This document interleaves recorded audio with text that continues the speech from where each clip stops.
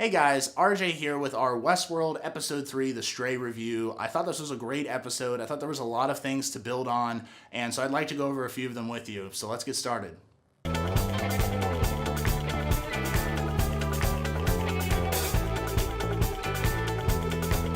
So our opening scene is between Bernard and Dolores, and Bernard brings with him a copy of Alice in Wonderland, and he ends up having Dolores read a few passages from it about change, and he kind of questions her on this, says, I know you've changed, you're definitely different from the others, and then Dolores kind of tries to hit back and say, I think you're afraid of change because you lost your late son, and, you're just not ready for anything to be different in your life because you're still attached to him and you haven't moved on. We then move on to this scene with William where he's kind of getting acquainted with Westworld. He basically sees a bandit get brought in, and then he escapes. His name's Hector. And so Hector takes one of the hooker bots hostage, holds a gun to her head, and then William, is getting ready to square up and shoot him and gets shot instead. He ends up killing the bad guy, and Logan, of course, comes over, as always, zipping up his pants, because I'm pretty sure there's absolutely nothing else in this show that Logan does besides bitch, whine, and zip up his pants. So then we move on to an interaction between Bernard and Teresa, where Teresa is pretty upset with Bernard, saying, you didn't warn me at all about Ford and this new narrative. And Bernard tries to hit back, saying, I can't tell you what I don't know. The man is basically unpredictable.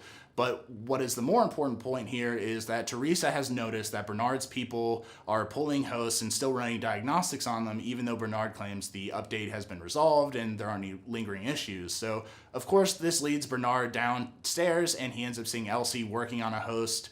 And basically, Elsie has discovered that Walter only killed those in the saloon that had harmed him in a past narrative. And this is very important because that means Walter remembers each and every one of those storylines. And also another thing on top of this is that Elsie brings to Bernard that all of these hosts are talking to someone. They're saying stuff to someone and they don't know who it is, but they hear the name Arnold. So there's definitely going to be something to come on with that later on in the story. Then we see our boy Teddy doing what he always does, which is group up bad guys, escorting women through the park. He has a guest with him, and I think it's really cool. He walks into the saloon, him and Maeve share a look, and you see Maeve actively remember Teddy being, hosed down in that compartment, and, she clearly remembers everything from that night. She just hasn't done anything about it, and I think that's important because she's either planning something or she just doesn't know what to do with all of the information that she's acquired so far. But we end up getting this really important conversation between Ford and Teddy, where Ford kind of tells him, we never gave you a backstory because we didn't want to, and we wanted you to remain mysterious, but now that's going to change. And so he ends up giving him a backstory that Teddy used to be in the military, and apparently his lead sergeant basically ended up losing his mind, and he went on a rampage, killing all of these people. His name is Wyatt, and that's basically going to be what I believe to be Teddy's main antagonist moving forward. We then move on to the scene between Stubbs and Elsie. They wander up to this campsite because a host has gone AWOL. He was a wood chopper, and then he kind of just left the campsite and walked away, and they're not really sure why. But I really like these two characters, and I want to hit on this because I think they're two of the most grounded people in the show. You have these people like Ford, Bernard, discussing all these things about consciousness and what makes, a host real and all of those things, whereas I think more on the Stubbs side at least, he's very much grounded. He's, a little paranoid about the host, and even Elsie is obviously a little bit paranoid, but I think she trusts her code enough that she doesn't let it show.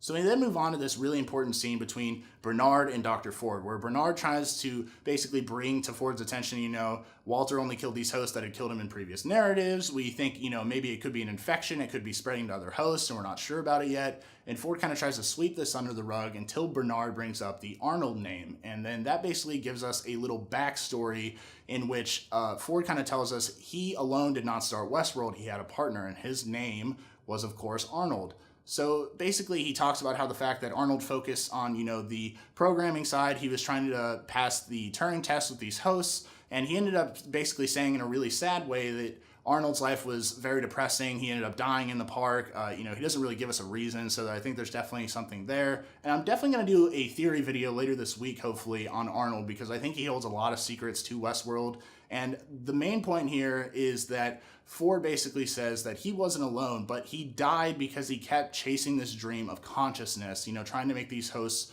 real enough that they're basically considered human or a different life form. And he ends up warning Bernard. He says, because your late son died, you're definitely very susceptible to this.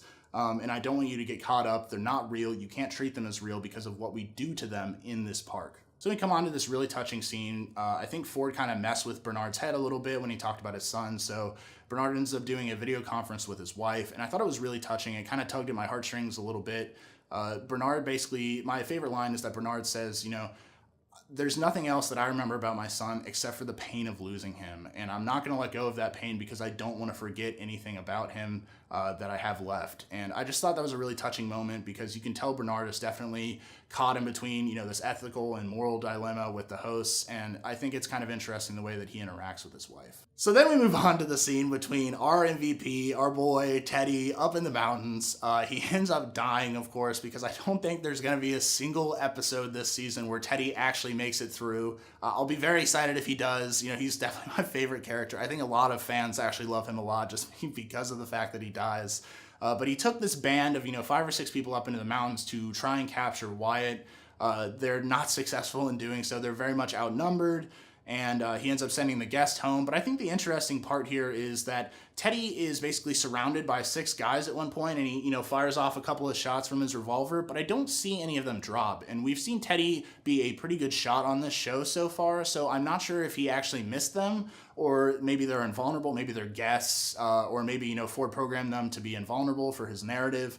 I'm not quite sure, or maybe, it's just some weird video thing where they didn't show them dropping to the ground, but I thought that was definitely interesting, the fact that he did shoot at them, and it seemed like others shot at other bad guys too, but I didn't see anyone actually drop to the ground, so we're gonna have to watch that moving forward. So we move on to the scene where Dolores ends up killing the mutton chop bandit. She pictures the man in black when she does it, but I think it's very interesting the fact that Dolores is now remembering things while she's awake. Before, most of her memories were coming back to her via dreams, and she was kind of sleepwalking, it seemed at times. But I definitely think that's very interesting because I think that gets her closer to consciousness as she can kind of pull on these memories on the fly. And then I also wanted to touch on the fact that the gun has been popping up in previous episodes and this episode also. Basically, I don't know if it's a figurative gun or a literal gun yet. I mean, clearly she shoots the bandit, so obviously at that point it's the gun, but I just don't understand why it's popping up in all these weird places. It was in her dresser drawer and she kind of hides it and then, pulls it back out and then it's not there. And it was outside in the previous episode, hidden in the dirt. And then this time she kind of just, magically pulls it out of the hay and just shoots him. So I'm not really sure if that gun is, actually real or not, but I guess we'll have to wait to find out.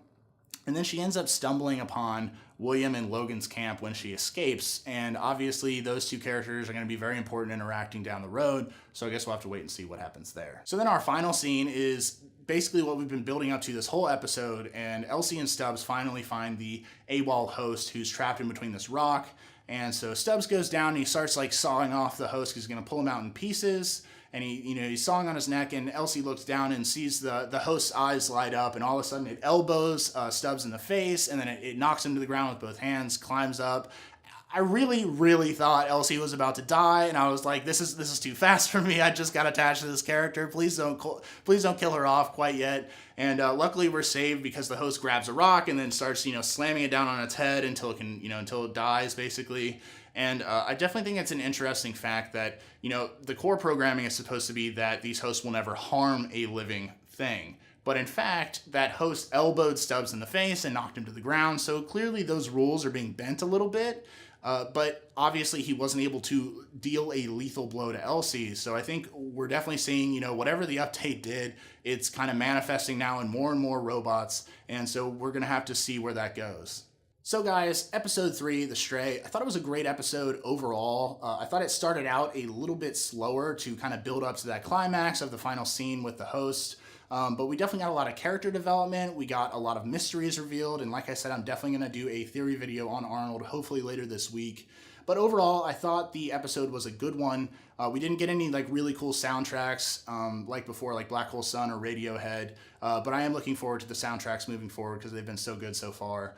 But thank you guys so much for watching. And if you guys would, we have Facebook, Instagram, and Twitter below. If you guys want to follow us on social media and also comment, like, and subscribe for our YouTube channel, that would be great. And I just want to thank you guys again. So until next time, see you later.